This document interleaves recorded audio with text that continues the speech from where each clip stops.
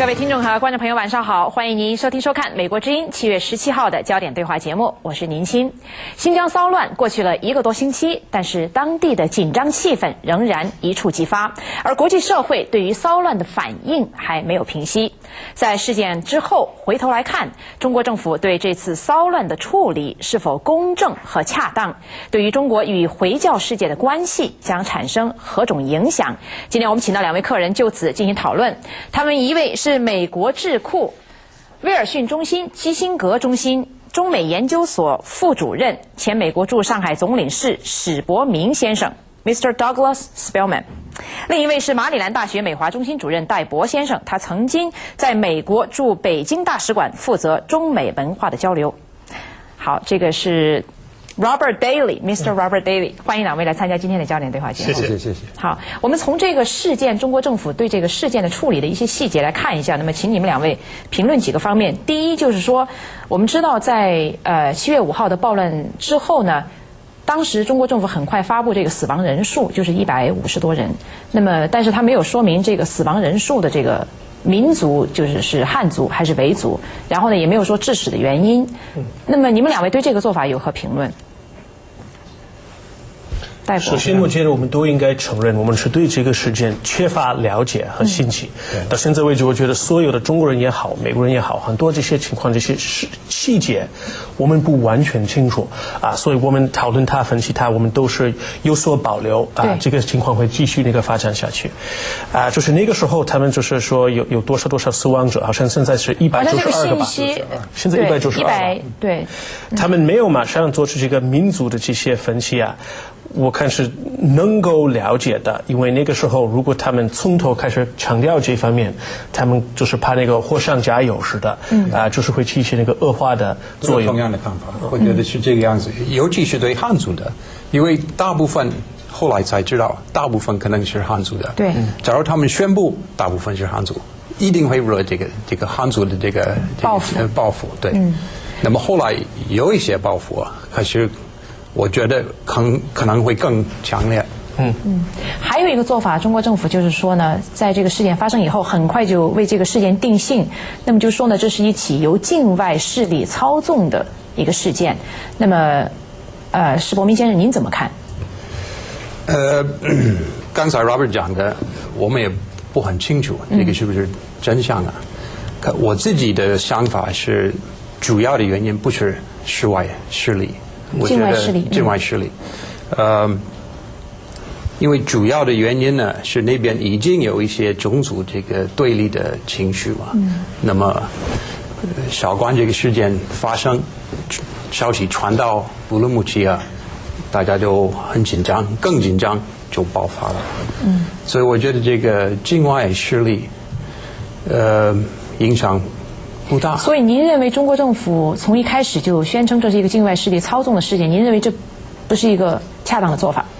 对，我觉得这个后果会怎么样，我也不很清楚。我觉得汉族听到是外来的这个势力，他可能会更这个火了。所以在这方面来看呢，我觉得没有注意事啊，我觉得啊。其实到现在为止，那个中国当局还没有拿出任何我们可信的一些证据，证明是热比亚或者某一个人是从国外有意的惹事儿。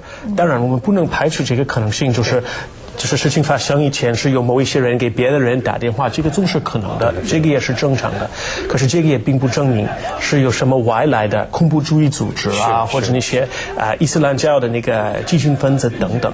而且我们来分析这个事情是怎么爆发的，我们根本不需要外来的实力。对，国内的那些说种族冲突也好，说那个殖民方面的一些力量，说维吾尔族、汉族就是历来的那个不清楚的政治关系，再加上这几年来那个生气勃勃的那个经济发展，还有一些经济利益冲突，在那个新疆维吾尔族自治区里头，维吾尔族变为少数人种，对，而且他们的平均收入好像现在是低于汉族的，所以这些有经济、有历史、有民族这些方面的压力，有没有那个国外来的我也不知道。可是我们不需不需要，关系不需要，对，不需要这些。要解释这个事情，不需要这个。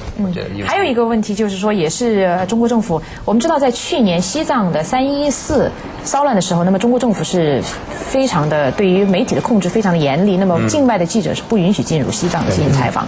那今年中国政府采取了一些不同的做法，你们两位的评价如何？史伯明先生，我觉得这个我也想了很久啊。我觉得主要的，因为他们星期5号是星期天了，是吧？那么第二天呢，他们就请他们进来，而且特别安排他们到医院去看看这个受伤的人呢，大部分是汉族啊。对，我觉得他们目的是说，因为外面的人呢，一看到这个问题啊，一看到这个事情，以为可能是中国政府做的。对。可是，假如他们看到大部分是汉人受伤啊，觉得啊，这可能是维族的这个事情，所以可以避免谴责中国政府是这个。所以您觉得中国政府这次做的是比较明智？对，我觉得这个是不错的，比较明智，是往前走一步。可是这一步还是有一点笨手笨脚的一个步子呢，因为没有50%的言论自由。你给予50%，这些记者就是因为他们还没有另外那个50%，而不会听你的宣传，也不一定会信你的那个新闻那个发言人的一些话。如果你要这样做的话，那最好是给予比较绝对或者甚至越少越好的一些言论自由，要不然的话可能会起那个相反的作用。所以在这些方面，我觉得是有所进展，可是还是有点着于这方面的公共关系。但实质上，我们知道，就是虽然他让这个记者进去哈，一个是说他记者的组团是由政府组团的，还有一个受到外界关注的就是说中国第一时间就切断了手机和网络通讯，新疆地区乌鲁木齐地区，对不对？对。所以这个对外界来说还是一种很严厉的这个新闻控制和言论信息控制，比较严厉，是的。所以这个很困，因为这一方面让这个外面的这个记者进来，可是这个本地用的这个手机什么切断了。可是事情刚发生的时候，中国当局也不清楚，他们就是不要这个事情就是扩大。是的，所以他们就是要限制所有的这些信息来往。我看是可以了解，我不是说这个做法可以理解，对，可以理解的。可是这样做，我明白是为什么。而且那个时候，我觉得我看到很多那个美国的这些媒体的一些有关这个事件的报告，总的来讲不错。可是他们都是做一些宏观的分析，很少做这些微观的分析。就是说，很多这些死亡者也是手无寸铁的无辜的一些人民包括那个汉族，很多就是民工，他们到那个乌鲁木齐去。当然，你可以说这个是一个大倾向，就是这个乌鲁木齐的汉化的一部分。可是对于那一个人来讲，他是来谋生的，对，他是无辜的，对，所以我们不能忘记了这些人就是给弄死的，也是个相当大的问题。我觉得美国媒体总的来讲报告不错，可是宏观的报告太多了，微观的，可能是稍微小了一点。我们知道这个新疆事件爆发以后啊，第一时间就是说各种全世界的媒体都有报道，不过还是很难让人就是忽略的一个事实，就是说许多人把这个事情当作一个就是说中国的民族冲突，它是从一个大的一个比如说中国政府压制宗教自由或者少数民族权益这个大的框架来看这个问题。那么这个跟中国自己国内的媒体或者是中国自己本身汉人的看这个问题的角度有非常大的差异。那史伯明先生您怎么看这个问题？我觉得你说的很对。这个外面看这个情况的框子，可能是第一，可能要怪这个中国政府啊。为什么？第一，我觉得他们回想到这个西藏的问题，那个时候中国政府的这个采取的措施是比较硬的，我觉得，所以他们以为可能还会一样的。那么更深的原因我也不完全清楚，可是我觉得这个看法是没有问题。您觉得跟中国的比如说政治体制有没有关系？也有。可是这个怎么样对付这个少数民族的问题是很复杂一个问题啊。那么比如说对这个新疆，他们也采取一些给他们优势，对吧？优惠政策，比如说要入大学。这个好像是比较容易，假如是新疆的这个学生，那么生孩子也可以生多了，是吧？所以他们也有这个措施。问题是很显然不够，因为这个对立情绪还是存在。再我觉得刚才你说这个是个非常复杂的情况，我觉得问题就在这儿。总的来讲，那个中国那个政府对于那个少数民族的一些政策是不承认这个复杂性。对，说的实在太简单了。我们都是高高兴兴的一个大家庭，这个是否认最基本的非常民族团结等等可是他们把所谓的那个文化差异，就是说成就是那些表面上的装饰性的一些东西。我看那个中国那个驻英国的一个大使给那个欧洲，就是他写了一封信，是说明这些。他就是说中国有一个民歌这个是那个中国驻英国大使写的歌词说：天山南北好牧场，风吹草低见牛羊，铺糖瓜果甜又甜，就是这样子写的。他很诗意化的一种，对，很幼稚的，很幼稚的。他是写那个新疆人民怎么样呢？他写这里的文化多姿多彩，人们能歌善舞，好像是汉族的那个非常好玩的一个宠物似的。可是他们的文化，父母式的，是是有限于他们这个文化。可是他们对于要享有更高度的自主权，这个好像不是他们的文化的一部分。所以我觉得相当一部分是因为那个中国是否认这些，所以西方人更愿意提起这些殖民问题、经济问题或者那个民族问题的一些冲突。我们知道在经济问题上，那么很多西方的解读，很多西方分析人士的解读，还有就是维族人自己的解读，就觉得中国是把新疆作为一个殖民地。那么中国在经济上和资源上对新疆是实行一种比较掠夺的政策。那么新疆人在经济利益方面远远落后于汉族人。那史伯明先生，您怎么看这个问题？我觉得有一点对，就是说享受这个经济成长的这个好处，对，大部分是汉族的，可是我觉得这并不是这个政策的这个政府的政策，我觉得他们也以为希望这个维族的人也会享受，可是维族人有很多这个问题。语言问题，比如说，不讲普通话，或者普通话没有汉人这个那么好。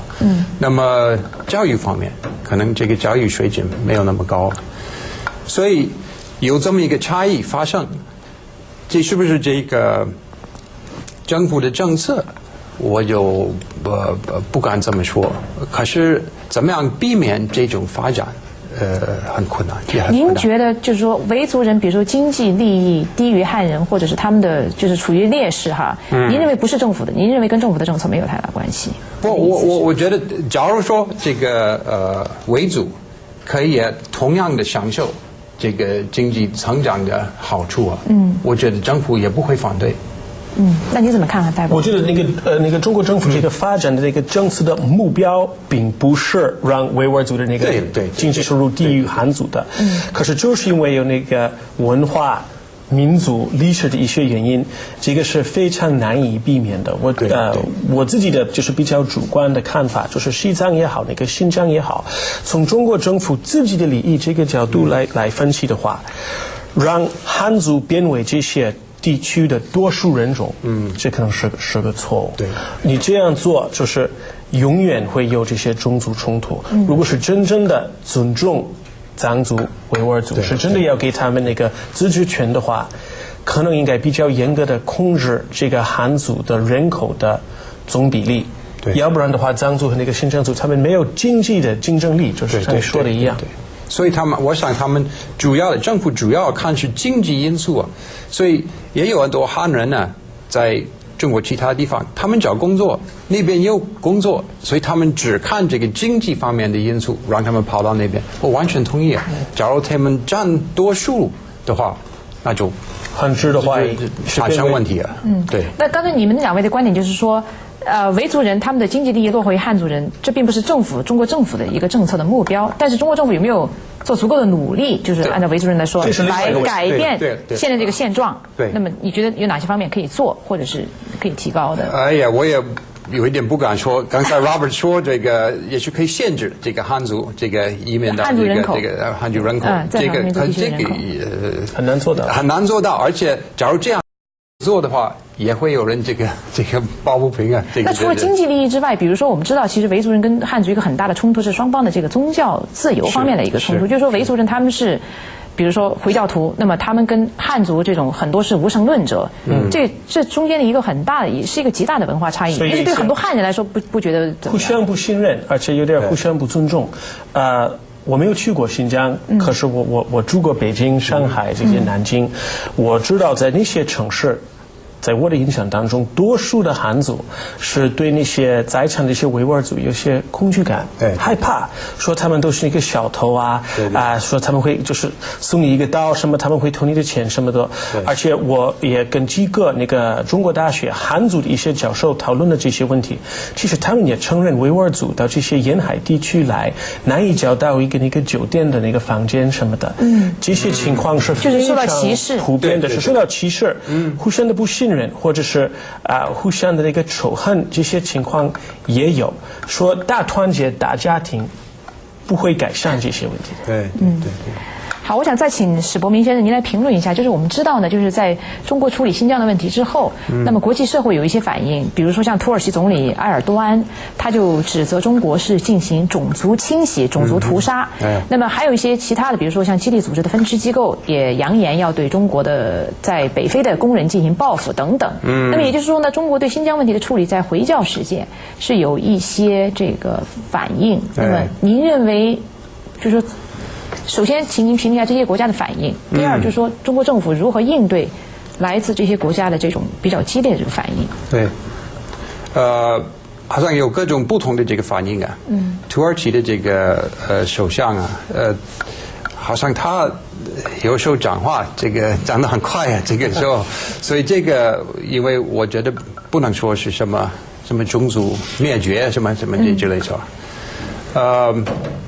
其他地方我想会有一点影响啊，因为这个穆斯林国家会看到这个中国政府的这个采取的办法，所以我觉得那是一个因素政府决定应该采取什么措施。譬如说星期二晚上啊，有很多汉族啊，不是他们想报复啊这个星期天的这个发生的事情啊。那么据我所了解，这个警察在那边包围着他们，限制他们，不让他们去打这个催泪弹什么的。催泪弹，对了，所以他们采取很积极的一个。您也提到，就是说它是比较多元化的。那土耳其总理那个是显然是比较极端的一种反应。但是我们知道，比如像美国，以美国为首的西方国家对中国是比较克制的，这一次基本上没有太多批评的态度。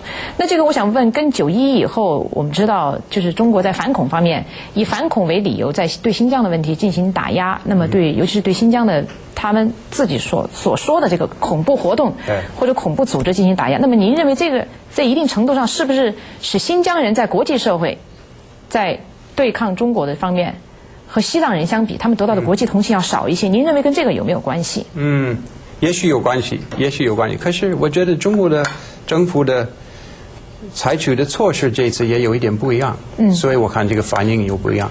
而且美国方面呢，西藏的事情发生以后啊，我们也很谨慎啊，就是说，就谴责两边的这个暴力啊，我们非常谨慎的这个，并不是说每一个哪一方面是比较错误的。所以这次也是一样的。但是维族人普遍是认为中国是把这个恐怖活动或者疆独，所谓疆独是作为一个理由来对新疆人进行打压。那么戴博，你有没有？这个据我所知道的是没有什么根据的。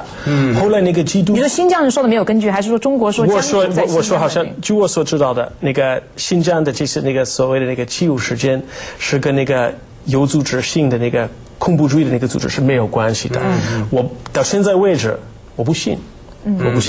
你说那个新疆跟那个西藏这些情况是不太一样啊。首先，那个新疆没有一个像那个达赖喇嘛在那个国际舞台上有那么大的影响力的一个代表。同时的话，新疆作为一个区，或者我们说作为一个国家的历史跟西藏的也不太一样。新疆从文化、民族历史方面，很多那个西方的那些观察人士都觉得是有一定的理由说应该是个独立的国家。新疆的情况也不完全一样。这个原来是沙漠和绿洲从来没有过那个国家的那种地位，所以在很多美国人的这个心目当中，他们对维吾尔族有兴趣，可是很缺乏了解，而且这个情况是搞不清的。好，在这最后还有3分钟时间，请你们两位各回答一个问题。那么史伯明先生，我想问的问题就是说呢，在中国今天我们知道，除了这个，比如说像新疆维吾尔人和汉人的这个冲突以外，中国社会有各种各样的社会矛盾，不管是出于经济的利益冲突，还是政治的利益冲突，那么这个矛盾可以说是此起彼伏。那么中国呢，虽然现在有很强大的公安武警力量来把这些灭火一触就灭下去，但是它政府总是处于一个守势。那么我想问你，你认为要解决中国这些此起彼伏的社会矛盾、政治矛盾、经济矛盾，你认为中国政府有哪些方面您觉得是最应该做的，来从根本上来减少这种社会矛盾、社会冲突？第一，我觉得从根本解决不太可能。一定会有的，一定会有的。但是没有美国那么多，中国的矛盾，那就是说我们还是有，所以这个，而且经济发展的这么快啊，一定会加深这些问题，各种问题。我想，我也不能说中国政府应该这个样子或者那个样子，可是一般的来说，它应该保持弹性，而且碰到一个问题，应该好好研究。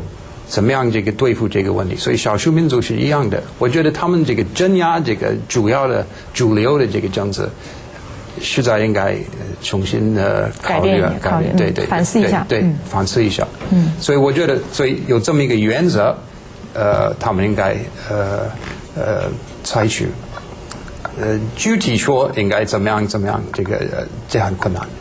好，戴博，最后一个问题问你，就是说，我们知道中国在处理不管是西藏骚乱还是新疆骚乱的时候，一般在对付外界批评的时候，都会说不要干涉中国的内政这个话哈。那我想问一下，在全球化和这个新兴媒体兴起的今天，还仅仅说不要干涉中国内政，你觉得这种话是不是显得过时了？中国面临的那个难题跟美国面临的难题一样，作为一个大国。在那个经济媒体全球化当中，没有任何纯粹的内政，根本没有。你在国内做什么，都是跟你的国外的软实力或者公共关系有直接联系的。所以你不能进行那个自我封闭。现在没有纯粹的内政，不存在，没有这个事儿。那他说你不要来批评我，你不要管我。那他说我从政策层面来说，你不要干涉。其实没有人管中国。我们都知道没有这个能力，可是批评他、观察他，我们肯定会这样做。对，好，各位听众和观众。各位听众和观众朋友，晚上好！欢迎您收听收看《美国之音》7月17号的焦点对话节目，我是宁欣。新疆骚乱过去了1个多星期，但是当地的紧张气氛仍然一触即发，而国际社会对于骚乱的反应还没有平息。在事件之后回头来看，中国政府对这次骚乱的处理是否公正和恰当，对于中国与回教世界的关系将产生何种影响？今天我们请到2位客人就此进行讨论，他们一位是美国智库威尔逊中心基辛格中心中美研究所副主任、前美国驻上海总领事史伯明先生 Mr. Douglas Spellman， 另一位是马里兰大学美华中心主任戴博先生，他曾经在美国驻北京大使馆负责中美文化的交流。那个发展下去，就是那个时候他们就是说有多少死亡者，好像现在是192个吧，现在192，对，他们没有马上做出这个民族的这些分析啊，我看是能够了解的，因为那个时候如果他们从头开始强调这方面，他们就是怕那个火上加油似的，就是会起一些那个恶化的作用。同样的看法，我觉得是这个样子，尤其是对汉族的，因为大部分。后来才知道，大部分可能是汉族的。对，假如他们宣布大部分是汉族，一定会惹这个汉族的这个报复。对，那么后来有一些报复啊，可是我觉得可能会更强烈。还有一个做法，中国政府就是说呢，在这个事件发生以后，很快就为这个事件定性，那么就说呢，这是一恰当的做法。对，我觉得这个后果会怎么样？我也不很清楚。我觉得汉族听到是外来的这个势力，它可能会更火了。所以在这方面来看呢，我觉得没有注意事啊。我觉得啊，其实到现在为止，那个中国当局还没有拿出任何我们可信的一些证据，证明是热比亚或者某一个人是从国外有意的惹事儿。当然，我们不能排除这个可能性，就是事情发生以前是有某一些人给别的人打电话，这个总是可能的，这个也是正常的。可是这个也并不证明是有什么外来的恐怖主义组织啊，或者那些伊斯兰教的那个激进分子等等。而且我们来分析这个事情，由境外势力操纵的一个事件，那么施伯明先生您怎么看？刚才 Robert 讲的，我们也不很清楚这个是不是真相啊。我自己的想法是，主要的原因不是境外势力，境外势力，境外势力，因为主要的原因呢是那边已经有一些种族这个对立的情绪嘛。那么，韶关这个事件发生，消息传到乌鲁木齐啊，大家就很紧张，更紧张就爆发了。所以我觉得这个境外势力，影响不大。所以您认为中国政府从一开始就宣称这是一个境外势力操纵的事件？您认为这不是一个好？这个是 Robert Daly，Mr. Robert Daly， 欢迎两位来参加今天的焦点对话节目。谢谢。好，我们从这个事件，中国政府对这个事件的处理的一些细节来看一下。那么，请你们两位评论几个方面。第一就是说，我们知道在7月5号的暴乱之后呢，当时中国政府很快发布这个死亡人数，就是150多人。那么，但是他没有说明这个死亡人数的这个民族是汉族还是维族，然后呢也没有说致死的原因。那么你们两位对这个做法有何评论？首先，我觉得我们都应该承认，我们是对这个事件缺乏了解和信息。到现在为止，我觉得所有的中国人也好，美国人也好，很多这些情况、这些细节，我们不完全清楚啊。所以我们讨论它、分析它，我们都是有所保留啊。这个情况会继续。